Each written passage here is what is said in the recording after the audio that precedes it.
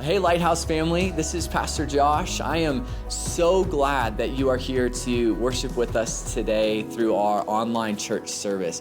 Whether you're at your house or you're in your living room hanging out with friends or you're doing a watch party with your home group, we just wanted to let you know from the bottom of our hearts, from our staff, from our elders, from our pastors, that we love you, that we miss you, that we are praying for you every single day. And as you watch the service today, we just know that whether you do get the chance to eventually come in person and maybe the COVID situation changes a little bit, or if this is just going to be a long-term thing for you, know that we are creating this content for you because we love you. Know that we are creating this content because we want you to feel like you're still a part of the Lighthouse Church family. And so you'll hear people shouting, you'll hear people responding, and that's our way of helping you feel like you're loved as you're worshiping today. And so you'll have a chance to hear the word of God preached, to sing songs with great joy, to take communion, and to give, all as if you were already in the room with us. And over the course of the weeks ahead, you'll be able to participate in a lot of different things we have for the church as well virtually. So know this, friends, we love you. I love you. Our elders love you. We miss you. And when we can gather with you again in person, it will be the greatest joy, the greatest delight of our church. And so we miss you, and we hope you are blessed by today's service and by today's sermon. God bless, guys.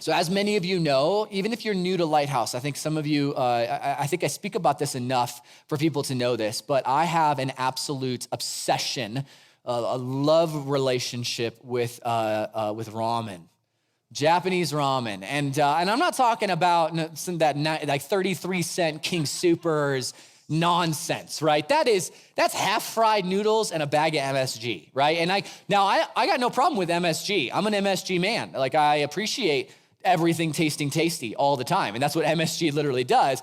But ramen, my wife and I went to Tokyo. We've spent time in Japan. Absolutely love it. It's my favorite food on the planet. And the type of ramen that I'm talking about is the ramen that's right behind me on the screen. This, my dear friends, just look at it. Gaze at its beauty.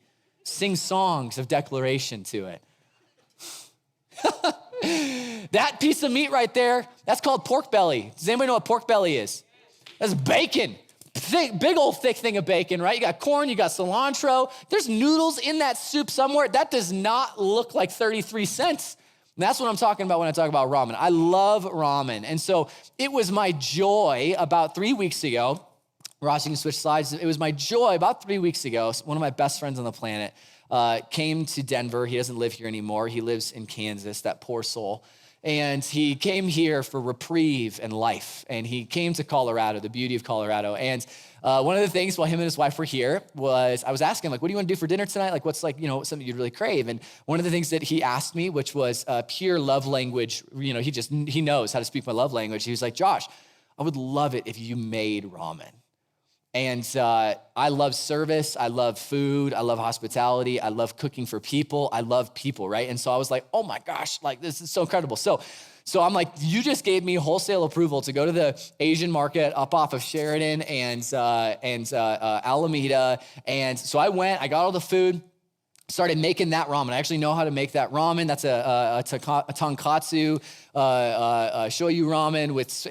Anyways, doesn't matter. So it's amazing. And so I went and got all the stuff, started making it, get home.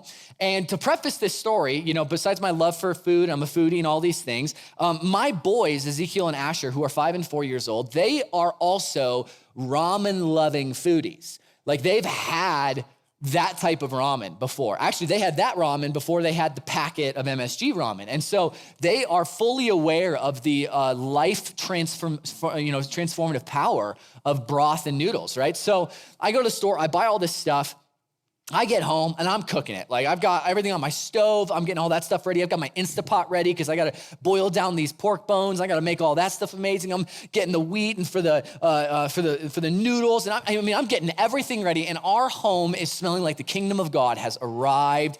And it is incredible. My boys come home from school. They walk into the kitchen and Asher and Ezekiel are both like, "Ooh, Daddy, are we eating ramen?"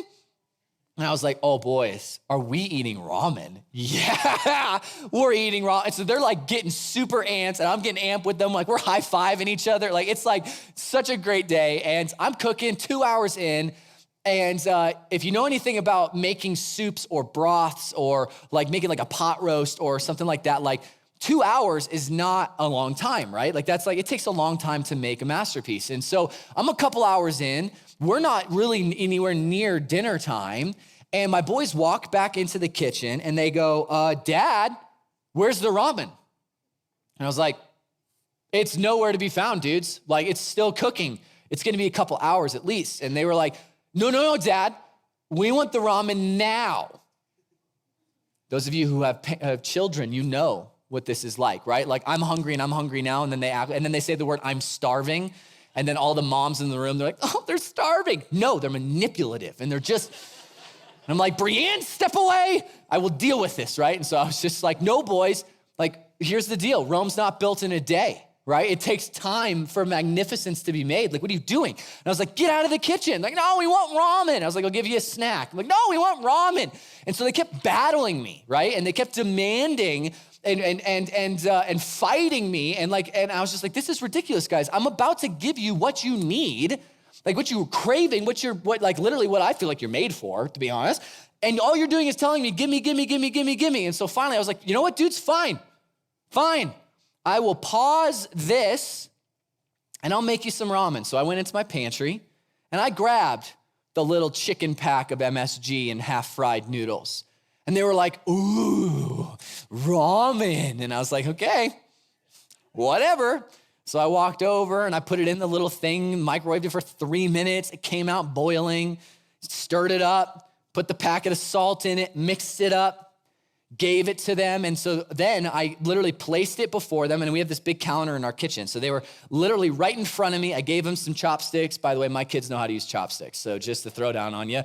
So I gave them chopsticks, gave them this really fancy bowl, and then I commenced my cooking process. Now, what do you think happened about 10 minutes in to this whole adventure here? Anybody? They're eating, and they're like, "Ooh, it's so good, it's so good." And then I go to check on something. And I was like, "Oh, let me just smell this really quick."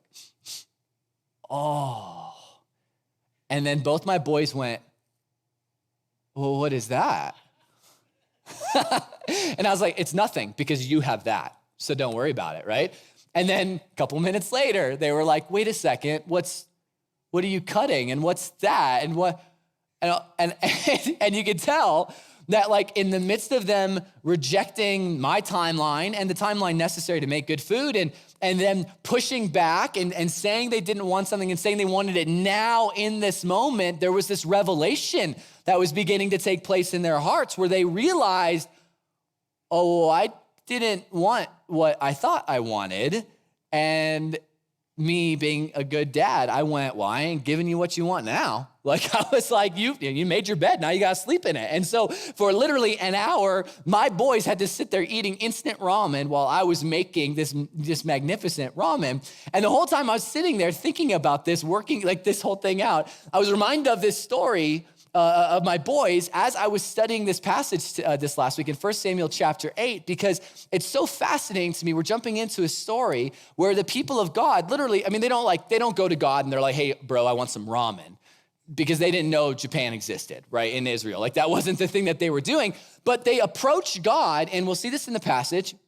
They approach God and they like functionally reject him. They deny him. And then in the midst of their rejection of him, they demand all of these things in completely inappropriate timelines in ways that God never wanted them to ever request any of these things ever. And the reality is that God ends up giving them a kind of junky version of what they really actually longed for. And it's in this story that we're gonna see two specific things. We'll see this at the very end of the text. One, we're gonna see that when we reject God, it reveals something very clear about the state of our own hearts, what we do, how we think, how we act, how we respond to God. When you reject God, it reveals your heart and where it's actually at. And two, when you reject God, it reveals God's heart for you as well. There's something very beautiful about God, even in the midst of our rejection. But we have to get to the end of the story to see that really speak to our hearts. And so today we're talking about this revelation through rejection. I'm going to be throwing out some ramen jokes the whole time, mainly because actually one of our good friends said last week, she said, Josh, you haven't talked about ramen enough in your sermons recently. And I was like, all right, I'll just talk about it the whole next sermon. I don't have no problem with that at all. So we're going to be talking about this revelation through rejection. So I'm going to begin reading 1 Samuel chapter 8, starting in verse 1. And we're going to be working through a lot of text today, guys. So as I'm reading this, I need you to imagine this story and ingest this narrative as if you are reading a book. Like this, like literally, this is the best book on the planet. This is the most beautiful narrative ever in history. And so as we're reading this, just imagine things, because a lot of this is really like it's very obvious when you read the passage. There's not much I need to speak to on it. Okay, so let's jump in chapter 8, or starting in verse 1, and let's begin to look at this whole rejection and revelation concept here. Verse 1. When Samuel grew old, he's talking about Samuel, the prophet for the people of Israel. When he grew old, likely around 70 years old, maybe 80. I mean, remember, this is about 4,000 years ago, so people didn't live that long back in the day, but this guy was old. He appointed his sons as Israel's leaders. So he just initiates this new leadership structure, and he actually gives his sons over to the people of Israel. The name of his firstborn son was Joel or Yoel. And the name of his second son was Abijah, and they served in Beersheba. But his sons, this is a little caveat to the leadership of Samuel, the author says, but his sons, in verse 3, did not follow his ways. So his sons were not the leaders that he had thought that they would be. Just like the priest Eli, if you guys were here 4 weeks ago, we talked about the priest and his corrupt sons and kind of the lineage of corruption that continued to take place over the people of Israel. The same thing is happening with Samuel. His sons don't want to follow in his ways. So his sons did not follow his ways. They turned aside after dishonest gain, so they were manipulators, and accepted bribes and perverted justice. So these were priests that were supposed to be also judges that led the people of Israel, but they were failing in every way. Where Samuel thrived and succeeded for the people of God, his sons completely failed. And so because of this failure, because the people of Israel felt like they didn't have a good leader above them, they didn't have a Samuel anymore, they went, this cannot be happening. We can't keep having bad leaders. They said, this is what happened, verse 4. So all the elders of Israel gathered together and came to Samuel at Ramah. They said to him, you are old. Now, I do not believe that was offensive back then. I think that they're just like literally stating a point. They're like, hey man, you're in your 70s and it's time to retire. Kind of wish people would say that to the two possible candidates we have currently in American society, but hey, yo, you're old. And there's a law, it just says you can't do it. Sorry, like I wish someone would say that. But anyways, they show up and these guys are bold. They go, Samuel, you're old. You're very old. And your sons, the ones that you gave us, so they're basically saying, we understand you are no longer able to lead us, but your sons, the ones you left us, well, they're not capable either. Your sons don't follow your ways. So, which is the semicolon there, now appoint a king, huge. They've never had a king before. Now appoint a king to lead us, such as all the other nations have. So we want not only a new leader, but we want a king, and we want a king that looks like all the other nations, because that sounds awesome. The Philistines, they got a king. The Ammonites, they got a king. The Ugarites, they got a king. We just want to look like every single other nation because they seem like they're thriving. That's what they're saying. So give us a king. Verse 6. But when they said, give us a king to lead us, this displeased Samuel, and rightfully so. So he prayed to the Lord. And the Lord told him, listen to all that the people are saying to you. It is not you that they have rejected.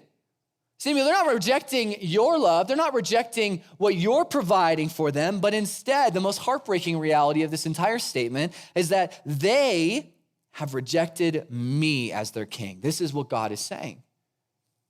His people don't want him.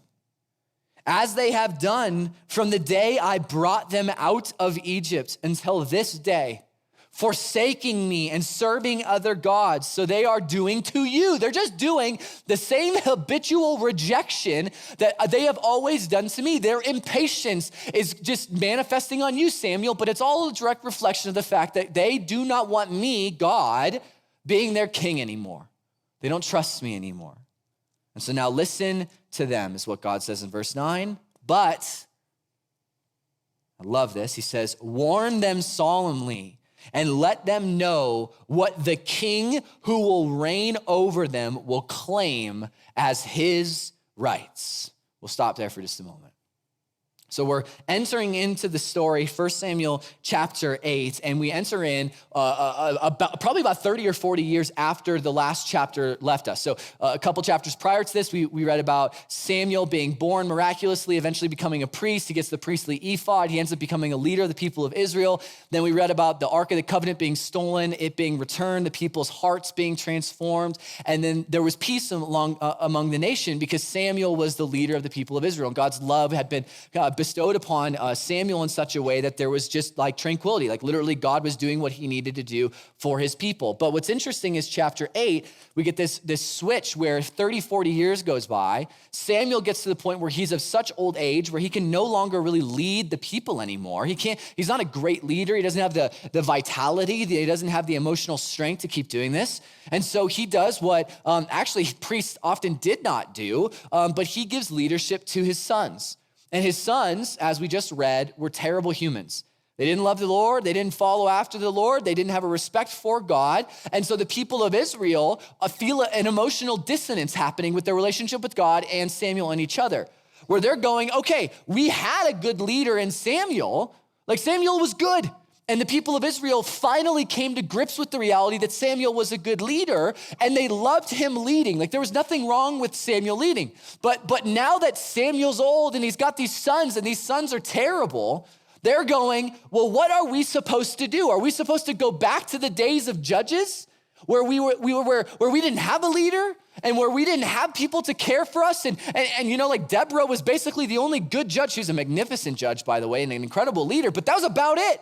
Samson was terrible. Like no one was really a good leader at all back then. So they're going, well, Samuel, if you leave us and you die and you leave us with these junky leaders, we have no hope. And so they take a step further. They don't go, we want a godly leader. Please pray to God to give us somebody like you, Samuel. But instead they go, you know what? The nations all around us seem to be doing pretty well. They seem to not really have to deal with their God. They put him in a temple and he seems to be fine with the temple. But they've got a king. They've got a leader. And so they say, Samuel, we don't want another you.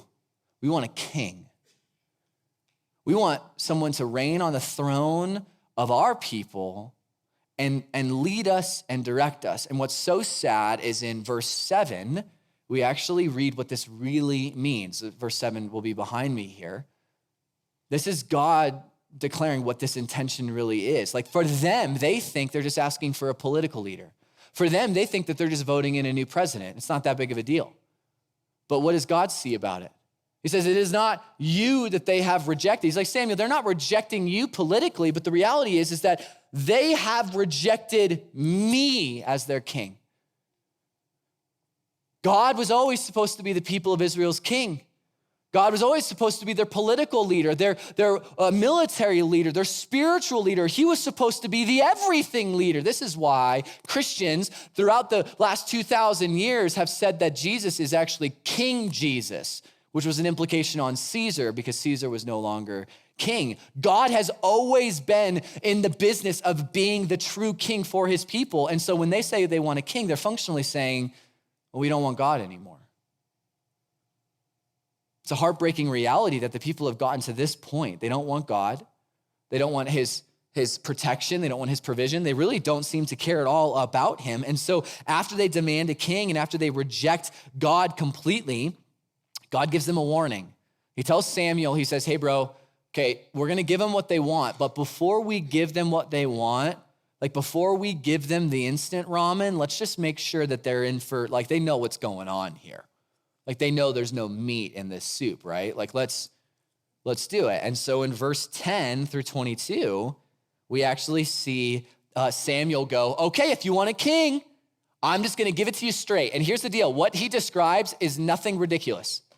Nothing that Samuel says is out of the ordinary. For the ancient Near Eastern context, for the nations that are surrounding them, this is standard protocol for having a king. This is what he says, verse 10. Samuel told all the words of the Lord to the people who were asking him for a king.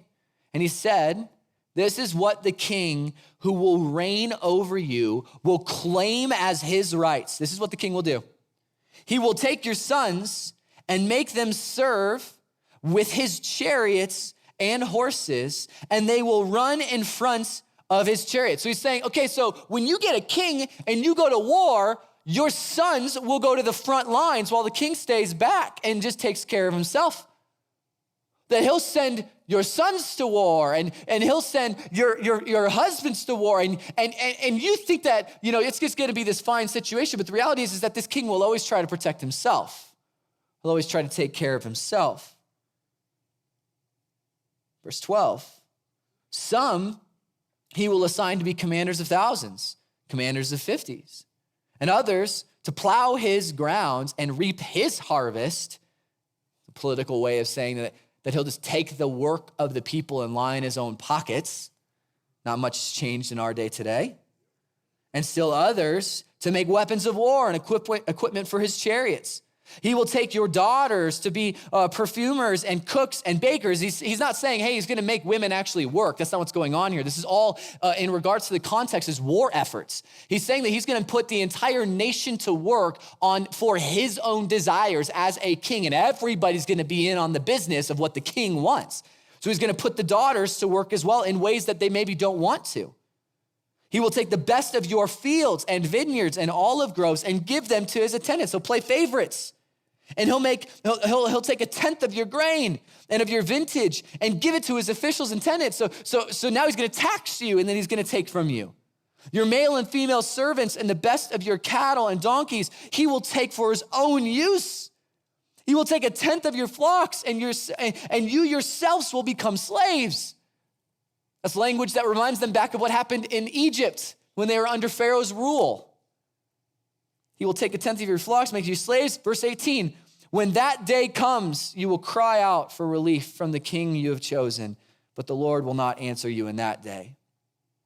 But the people, interestingly enough, after being given just pure facts, but the people refused to listen to Samuel. No, they said, we want a king over us. Then we will be like all the other nations, with a king to lead us. And the most insane thing that you could possibly say, and to go out before us and fight our battles. When Samuel heard all that the people had said, he repeated it before the Lord. He's like, Lord, you would not believe what these fools just said. I'm just gonna tell you. And the Lord answered him. So he's like, Lord, these people. The Lord answered him, listen to them and give them a king. Then Samuel said to the Israelites, everyone go back to your own town. So this is just a terrible situation. The Israelites want a king. They're denying God. They're literally rejecting God. And it's a horrible revelation on the state of their own hearts, which we'll get to in a little bit. And so God goes, well, okay, maybe these people don't understand like what they're asking for. Like, I mean, they haven't had a king for 500 or 400 years. Like, they've had judges, they've had Samuel, they've had Deborah, they've had these different different leaders, but they've never had a king. And so God goes, let's just remind them of what earthly kings do. And so he describes what earthly kings do. They tax people, they take lands, they go to wars, They use your children, they use your husbands and wives, and for their own benefits and their own efforts, they line their pockets for personal gain and wealth. They play favorites with other people. They literally describe what having a king-like figure, a massive political system will look like. And he's saying, if you think your life is bad now, with the bad leaders you currently have, Samuel's sons, it's gonna get worse. It's gonna get a lot worse.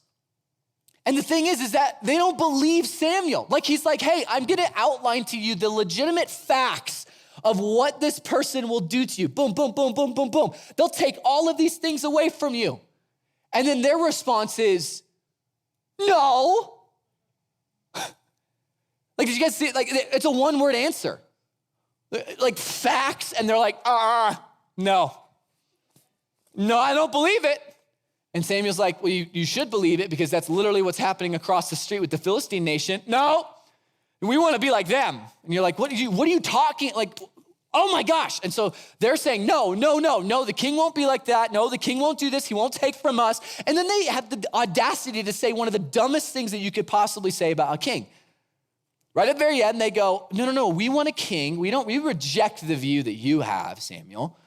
And we want a king, and this king, he's gonna fight battles for us. Like, think about that for a minute. What king fights a battle for his people? They don't do that. What do kings do? They declare war, and then they send people to fight battles. And then they sit on their little chariots, which is exactly what Samuel says, and they go, how do you think it's going? This is what is so profound about David's ministry later on when David actually becomes the true king of Israel, and how Jesus is actually fulfillment of David, is that David is the only king in all of Israelite history that fights the battle on behalf of the Israelites by defeating Goliath. And he goes down and everybody goes, oh no, what's gonna happen? And David's like, well, I got some rocks, boom, and kills them. And you ain't David, by the way. Jesus is David, and he destroys Satan, who is Goliath. But the reality is that these people are crying out for something that only God can do. We want a king who fights for us, who dies for us, who provides for us. They actually just want God, but they actually don't want God. This is like the foolishness of the people of Israel. And so they say, we want this king, we want this. And they go, no, we want this God. They're so into their own rejection of God that they're not even willing to listen to reason. Before we think like, wow, these people are pretty dumb. And about every 4 years, all of us do this, by the way. Even you libertarians in the room. I know you. You're like, anarchy. And you're like, whatever, okay, have fun. We all do this. And then so it's interesting, in chapter 9, we jump into the narrative of God then sending Samuel to look for this new king. And what is fascinating is that the guy that we're told about, that we're introduced to, his name is Saul, and we'll read how he's found and all of that stuff. It's amazing at how anticlimactic this individual really is. Like, we're gonna enter in, like, they're looking for like the king, the one who fights for them. Like, oh, it's so amazing. And you'll see over the course of the next 20 some verses that the only positive thing about this bro named Saul is that he's pretty good looking. He's handsome, super handsome. They say it twice, which is a big deal in Hebrew. And he is about a foot taller than everybody else. So he is a tall, handsome man. He's like the dude who goes to the gym and only works on his biceps and just walks out, and you're like, what legs do you have? Like, you're just like, he's like, but my Instagram looks good. Like, we'll see it. Just trust me. As you read this, you'll be like, this is ridiculous. This is the new king? Yes, it is. Check it out, verse 1, chapter 9.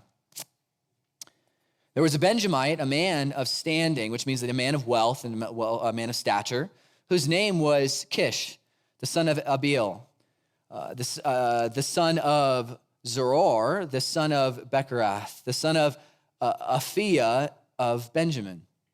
Kish had a son named Saul. Okay, here's Saul. This is the main character for the next couple of verses here, or at least the next chapter or so. Saul, oh man, as handsome a young man as could be found in anywhere in Israel. Ooh, good-looking dude. And he was a head taller than anyone else. Man, oh man, tall and good-looking. Man, we have found our king.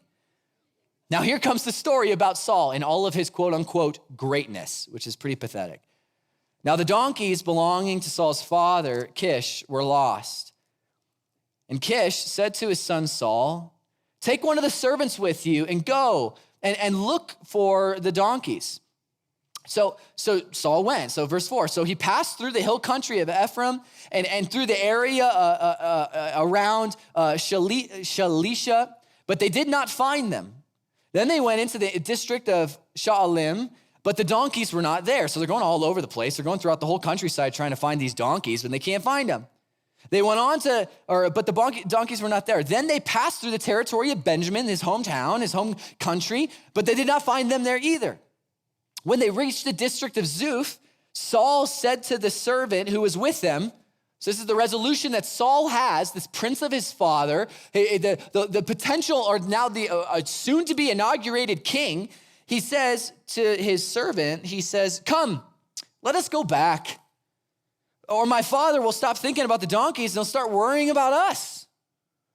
But the servant replied, look, in this town, there is a man of God. I want you to take notice of the fact that the servant is initiating this conversation, not Saul. Look, in this town, there's a man of God. He is highly respected, and everything he says comes true. He's talking about Samuel. Let's go there now. Perhaps he will tell us what way to take, how to find the donkeys. Saul said to his servant, if we go, what can we give the man? The food in our sacks is gone. We have no gift to take the man. What do we have? I've got nothing. This man of means has nothing to provide to this man of God. But the servant, interestingly enough, answers him and says, look, he said, I have a quarter of a shekel of silver. I've got something to give the guy. I will give it to the man of God so that way he will tell us what to say or which way to take. Formerly in Israel, if someone were to inquire of God, they would say, come, let us go see the seer. Because the prophet of today, the word prophet used to be called seer. Good, Saul said to his servant, come, let's go. So they set out for the town where the man of God was. Jump down to verse 14 and we'll continue the story there. They went up to the town, and as they were entering it, there was Samuel coming toward them on his way up to the high place. So they enter into this town. They're looking for Samuel. There is Samuel, the seer. He's walking around. He's about to actually go to a high place, which is another way of saying to a tabernacle, to a holy place of the city. Now, the day before Saul had come to the city, the Lord had revealed to Samuel this: about this time tomorrow, I will send you a man from the land of Benjamin. Anoint him ruler over my people Israel. He will deliver them from the hand of the Philistines. I have looked on my people, for their cry has reached me. So Samuel already knew that he was going to anoint Saul. When Samuel saw the sight of Saul, the Lord said to him, this is the man I spoke to you about. He will govern my people. So this is the king. Saul approached Samuel in the gateway, and this is another just an interesting tidbit about Saul's temperament and his personality. When Saul caught the eye of Samuel caught the eye of Saul, the Lord said to him, verse 18, sorry. Saul approached Samuel in the gateway, and he asked him, would you please tell me where the seer's house is? So he approaches Samuel and asks him, hey bro, where's Samuel? I'm looking for the prophet. I'm not sure. I mean, you're wearing like a priestly ephod and you look like you're just walking around like a prophet. Can't be you. Where's the prophet at? Super weird situation. And then Samuel replies in verse 19, I am the seer. I am the prophet. Go up ahead of me to the high place, for today you are to eat with me. And in the morning I will send you on your way, and I will tell you all that is in your heart. As for the donkeys you lost 3 days ago, don't worry about them. They have been found. And to whom is all the desire of Israel turned, if not to you and your whole family line? He literally just said in a rhetorical question, you're now going to be the new king of Israel, Saul, get ready. He goes, to who of all of Israel is desired? And then Saul replies back, again, an interesting predicament or revelation on this man's personality. He goes, but am I not a Benjamite? From the smallest tribe of Israel? And is my clan not the least of all the clans of the tribe of Benjamin? Why do you say such a thing? Why on earth would you tell me that I am a king when I'm nothing? This is what he says. Then Samuel brought Saul and his servant into the hall and seated him at the head of those who were invited, about 30 in number. Samuel said to the cook, bring me the piece of meat that I gave you and the one I told you to lay aside. So the cook took up the thigh that was on it and set it in front of Saul. This is a choice meat for Saul. Samuel said, here is what has been kept for you. Eat, because it was set aside for you for this occasion from the time I said, I have invited the guest. And Saul dined with Samuel that day. So the people of Israel don't want God anymore as their king. They reject him. Samuel then warns them about all that the king would do, this very grim picture of what it would look like to follow God or to follow this new king. He says, it's gonna be this, it's gonna be this, it's gonna be this, it's gonna be this. It's not gonna go well for you. The people of God say, nope, we want this king. Give us a king. You're kind of a liar. He will fight our battles. This is the narrative that they spin. So chapter 9, the narrator goes, okay, great. I'm going to describe to you, let's change like our vantage point. Let's, instead of Samuel and the people of Israel, he switches to Samuel and Saul. And he goes, okay, let's talk about this new king.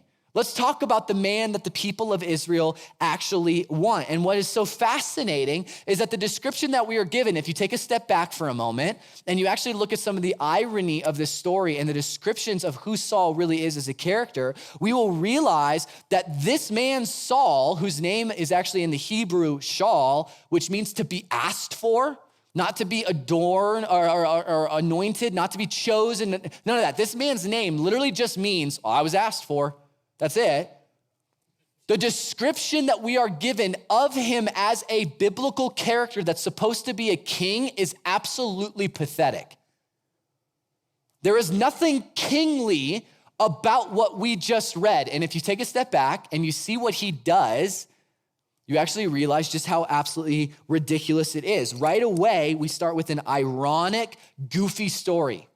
Saul, his father loses donkeys. Now, donkeys are funny. Like if you think of like, what's another name for, well, I'm not gonna ask everybody what's another name for a donkey, right? Like I think you all know another name for a donkey. This man, Kish, his father, loses donkeys, okay? Dumb creatures that are just gonna aimlessly walking around. They're not sheep.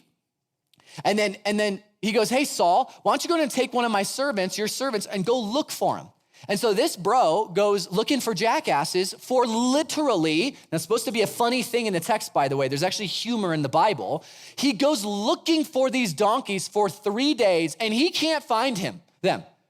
It's his job as the heir to his father's land, as the potential priest, or not priest, but prince to the king of God himself, that he's about to be ushered in to get the throne of God, that surely this new king can take care of his father's duties, and he can't find the dang donkeys. 3 days. This guy, like, guys, they're not that fast. Donkeys go to sleep at night. Like they're dumb creatures. And Saul's like, oh, well, where's the donkey? He doesn't know what to do. And then what happens as the story continues? He goes, man, we should probably just go home. I've eaten all of our food. I've got nothing left. And then the servant, so guys, think about this. This is the picture this is not amazing stuff. Saul can't do what he's supposed to do. He's a farm boy and he can't even farm. And then his servant he goes, let's go home. My dad's gonna start worrying about me. It's not good. Now his dad is a little bit of a prophetic picture of God the Father and how Saul is such a failure at even discovering the lost, which we'll see later on. He never really even consults God in his leadership at all. But after this, the servant is the one who says, oh wait, hold on. Before we leave, can we consult God? Like, we should ask the prophet. Let's ask the seer. And then Saul goes, I ate everything, I spent everything, I got nothing left. The super rich dude goes, I've got nothing in my pockets. And then his servant, the one like super holy, faithful person in this story, goes, well, I've got some silver. He saved money. He took care of what needed to be taken care of. This is a slave who's acting more like a king than the actual king. This is ridiculous. And so he goes, oh, okay, yeah, sure, we'll take your silver. So then they go to the town, they find out where Samuel's supposed to stay, and then he meets Samuel. And then, guys, Samuel walked around wearing priestly garments. And Saul doesn't even recognize him. Hey, where's the seer at? Samuel's like, I'm him. What are you doing? Like, I'm now, behind this whole thing, Samuel already knew that this was the man that God was choosing. Behind all of this foolishness and the fact, Samuel's like, I can't, how could you not know who I am? Like, literally, dude, if you guys remember in 1 Samuel chapter 2 and 3, at the very end of Samuel's, kind of the climax of his ministry, it actually says that the word of Samuel was known throughout the entire land of Israel. So how on earth is it possible for Saul to have no idea who Samuel is? Well, he's a guy who's really disinterested in the presence of God, which ends up happening about 4 chapters from now. So we're introduced to the king, and the king is actually pretty pathetic. This guy is really not what you would expect at all. There's nothing amazing, and there's no humility here either. Let's not read into the text which doesn't exist. David was a humble shepherd, and it's very clear when he's introduced into the story of how beautifully humble he really was. But Saul was not. He was just a guy. He was just a good-looking dude. Tons of followers on Instagram. That's about it. So we're not given a great picture of him at all, but nonetheless, God has a plan. God already told Samuel, you're going to anoint this man. You're going to give him 3 prophecies. We won't read those, but there's 3 prophetic promises given to Saul. He tells him about the donkeys. They're going to return home. Don't you even worry about that. God will handle the thing that has been lost, and he'll bring it back, because obviously you can't, Saul. And then he anoints him and basically gives him the kingship, the authority, before anything is ever even really voted on. And in chapter 10, verse 17, we get the inauguration. We get the climactic moment when Saul becomes king. And before I read this, I want to just warn you guys.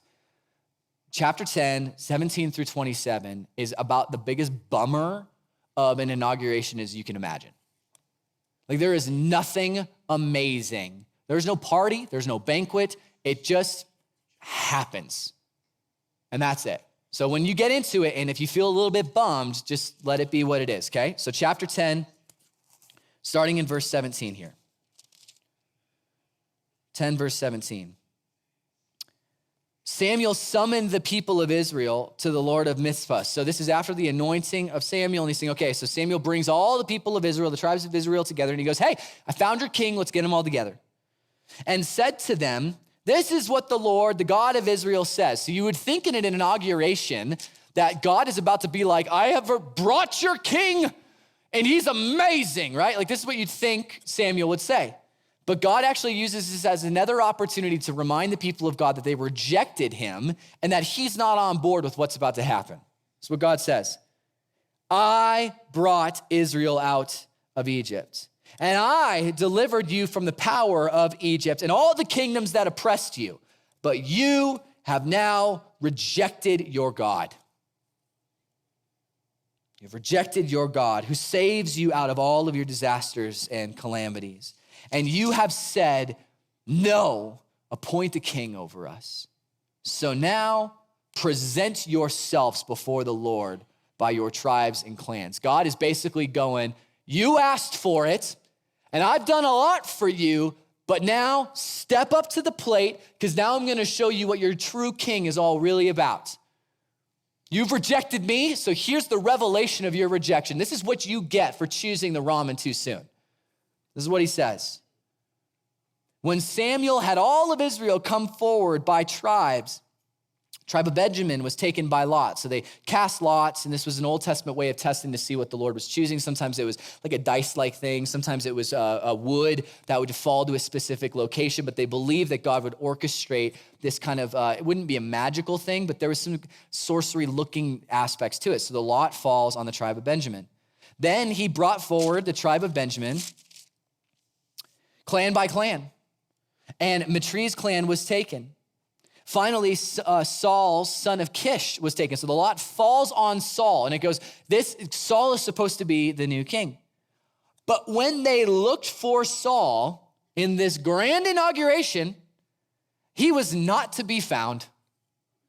So they inquired further of the Lord, and they say, has the man come here yet? Like, is he running late? Maybe he's such a big deal. He's like taking his dear sweet time. His chariot is a little slow. Who knows?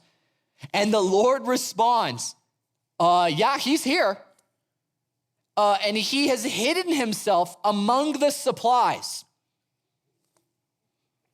Like, you're at the airport and baggage claim is going on, and like all the baggage is going around in circles, and eventually there's just like leftover baggage, and there's that poor soul who works at the airport. They have to take all the old baggage and put it into like a pile, and they just like wait for people to claim it. That's where Saul's hiding. He's like, I don't want to be here. I don't like this at all. This is their new king. He's hidden himself among the supplies. They ran to him. I love the imagery here. And they brought him out. And as he stood among the people, like, well, at least he got some positives. He was a head taller than any of the others. Oh, thank God our scaredy cat king is at least tall. And then Samuel, verse 24, said to all the people, do you see the man the Lord has chosen? Now, this is ironic here, guys. This is not Samuel being like, oh, yeah, I'm so in favor of this, right? Samuel does not want this to happen. And then he says this, there is no one like him among all the people. Like, really, is there no one like this man? There's no tall person in the rest of Israel. There's no guy who's terrified to lead in all of Israel. No, okay. And then they shouted, long live the king. Guys, this is ridiculous. So verse 25, Samuel explained to the people the rights and duties of kingship. He wrote them down on a scroll and deposited it before the Lord. Then Samuel dismissed the people to go to their homes. He's like, all right, we're done. So Saul also went to his home in Gibeah, accompanied by valiant men whose hearts God had touched. So even though God was not in favor of Saul, he was still going to take care of him. God wasn't going to bail on his promises to actually provide for the people. But then this interesting little twist, verse 27. But some scoundrels said, how can this fellow save us? Great question. He can't. But how can this man save us? They despised him and brought him no gifts, but Saul kept silent. The end. Like, isn't this just like a weird ending? Like, later on, Saul gets into a battle, and then that proves that he's actually a valiant warrior. There's some good stuff that happens, in the midst of that. But it's so interesting. Like we enter into this story, and as we're entering into this story, we get the people wanting a king. We get this story of Saul being kind of really a pathetic king in almost every single way. He doesn't fulfill any of what you would expect a king to do. He loses the donkeys. He doesn't even recognize Samuel. He doesn't even want to be a king. He says, I'm a Benjamite. Please don't affirm me in any way at all. And then at the very end, 3 specific things happen that prove just how pathetic this guy really is. The very first thing is that in the inauguration, Samuel still is called by God to remind the people of God that this isn't what God wants. He's going, hey, you're about to do something really dumb, and you're rejecting me. Don't do it. And they don't care. Weird. And then, so after the warning, then you get Saul goes missing, hiding in the baggage claim, nowhere to be found. And then there's this weird section where people begin to declare, long live the king, which that word king is very important. We'll talk about that in our application. And then on the other side of it, there's a whole bunch of people rejecting him. You got people saying, long live the king. And then you have people saying, how can this man even save us? What's going on? And then it ends with the word silent. Like, what? What on earth, right? Like, this is such a strange story. And the reason it's strange, friends, is because if you think that this entire narrative from start to finish has everything to do with God just giving his people a king, you would think that the end of the story would be a massive party, a banquet, even if it wasn't right, that they would at least make it seem like a big deal. The author would tell us about it. But the reality of this entire story is that it's not about Saul, and it's not about the choosing of this king, and it's not about like this grand moment when God finally gives them their king and everything is great. The intriguing piece is that the reason why this feels almost like a psalm of lament, like it ends like sad and broken and wrong, is because the entire story that we read is all about this breadcrumb, if you will, these breadcrumbs or this lineage of rejection that happens throughout the entire story. From start to finish, literally the story begins with God saying, my people are not rejecting you, Samuel, they're rejecting me. And at the very end, at the inauguration of Saul, he says, my people are not rejecting you, they are rejecting me. The capstones of this entire story are about rejection. There's nothing for us to celebrate about Saul becoming the new king. That's why the disappointment's there. That's why the silence is there. That's why there are people that don't even believe in him. Can this man even save us? It's about rejection. And so the question that we need to ask ourselves for the application of this passage is the question that you should literally ask yourself every single time you read a story and when you're reading the Bible and you're investigating the historicity and the textual stuff and all of that, is you still have to ask the question, well, how does this actually speak to my soul? How does the narrative engage with me on a human level? And the reality is that there are two things that are revealed in this passage. If we see it from a rejection standpoint, there's two things that we can take from this, and you can write these down. These are 2 points that I came up with over the last week that it's just like, man, this is actually what's really going on in this passage. And the first one, and they're all very revelatory, they speak to our hearts. Point one, when we reject God's will for our lives, it actually reveals just how low we are willing to go to pursue our own wills. Like if this entire narrative is about rejection, it actually proves just how pathetically low the Israelites go to justify what they want above and beyond what God wants for them.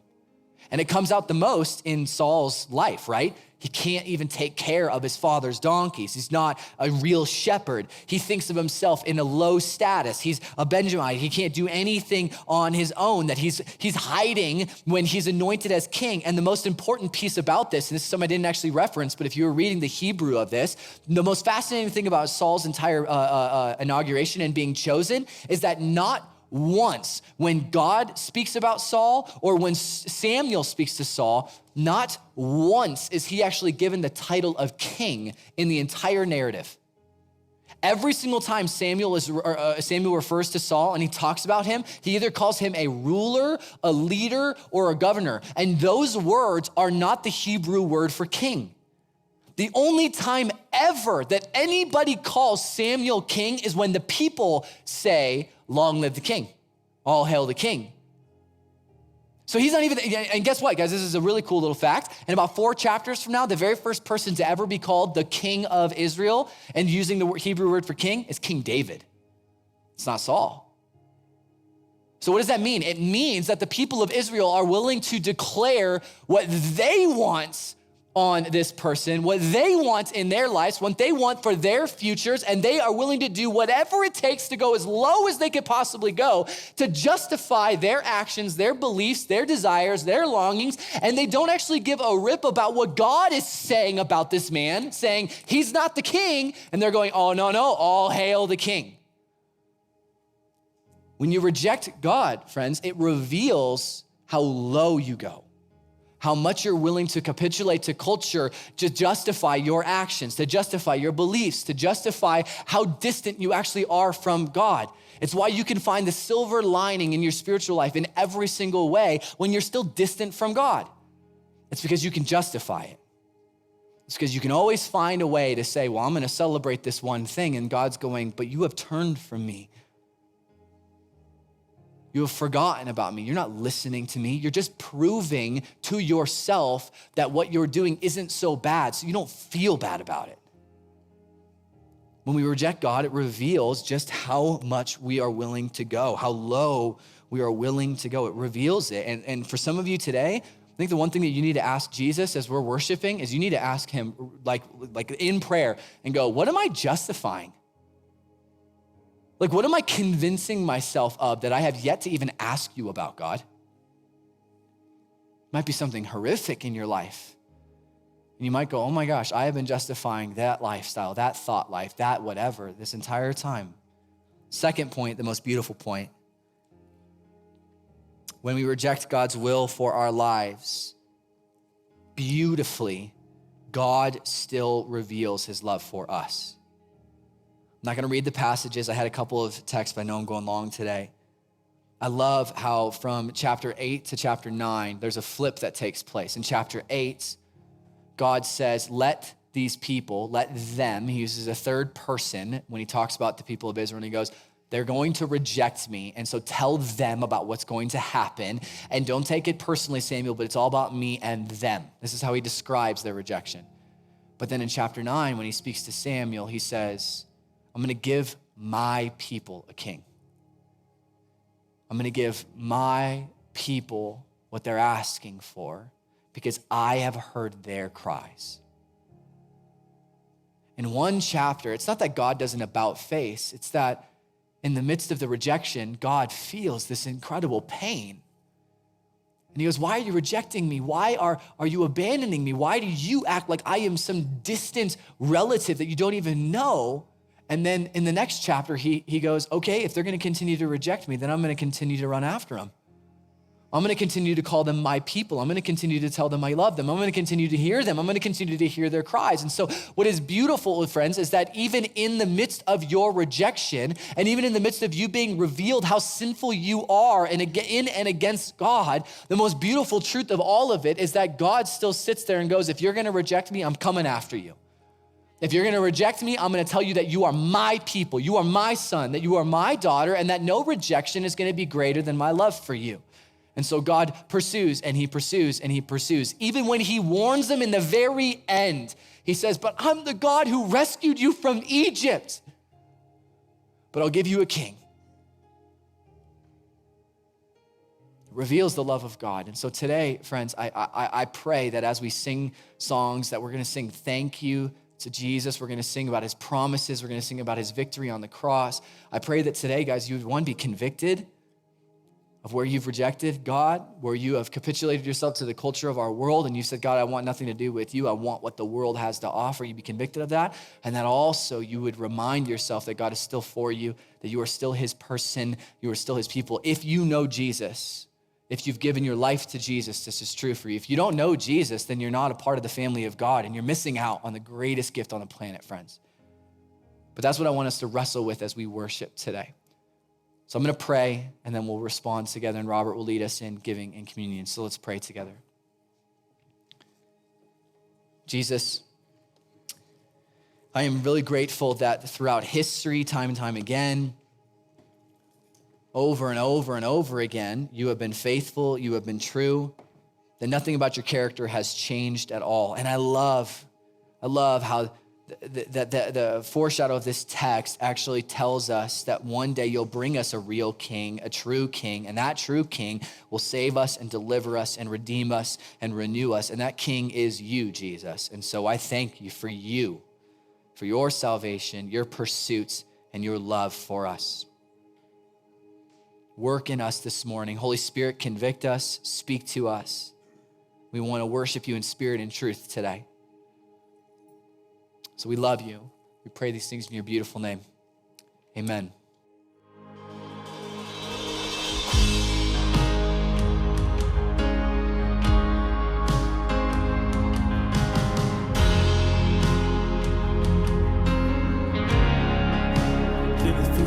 Piece by piece, step by step, and day by day, you work it out for good.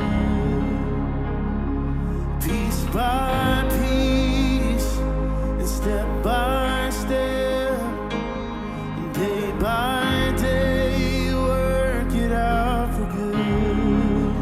I'll surrender everything to you. I will lay my burdens down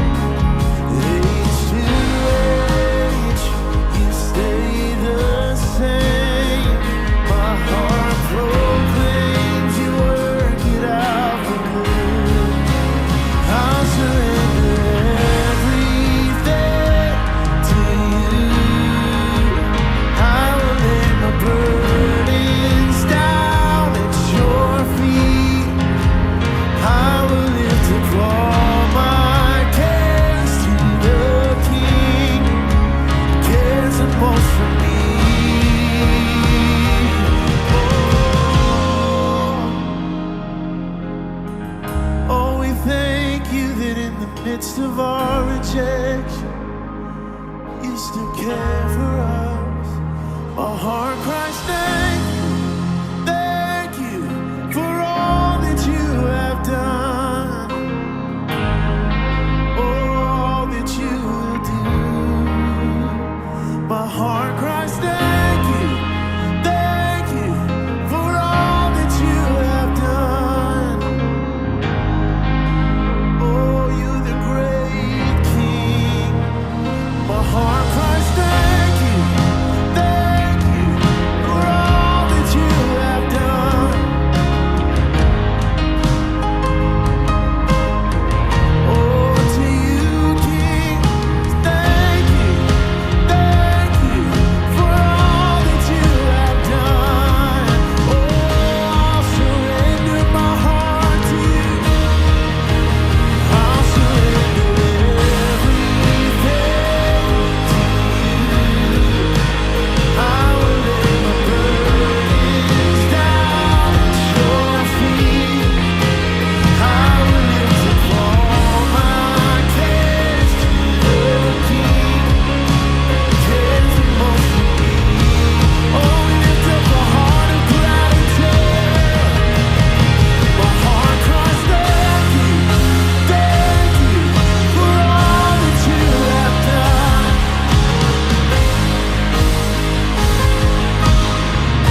My heart cries, thank you for all that you have done.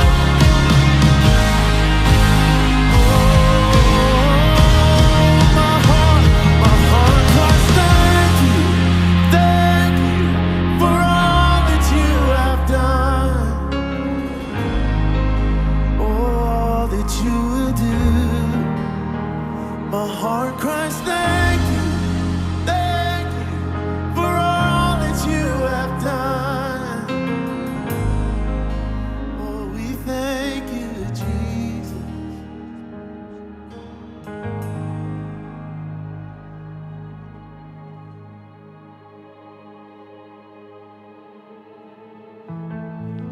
Yeah, Jesus, we thank you that you're faithful, God. Yeah, we love you. It's our honor. Yeah, we remind ourselves of your promises and your goodness. Oh, you're so faithful.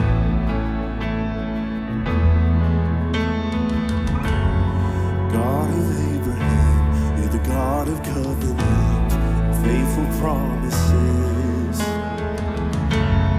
Time and time again, you have proven you do just what you said.